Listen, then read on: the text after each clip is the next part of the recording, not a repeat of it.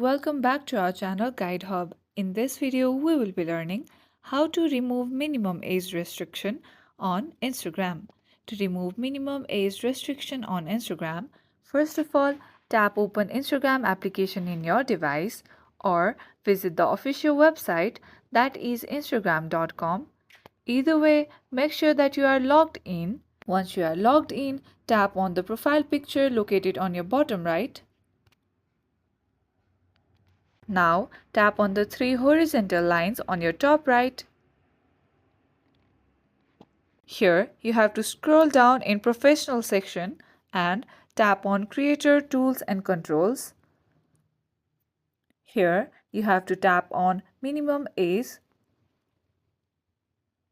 Under default or by country, you will see the current minimum age restriction. Tap on remove next to the age restriction you want to remove.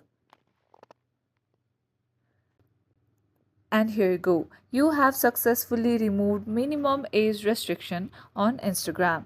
That's it for today's video. Hope you guys find this tutorial helpful. If yes, don't forget to like and subscribe to the channel.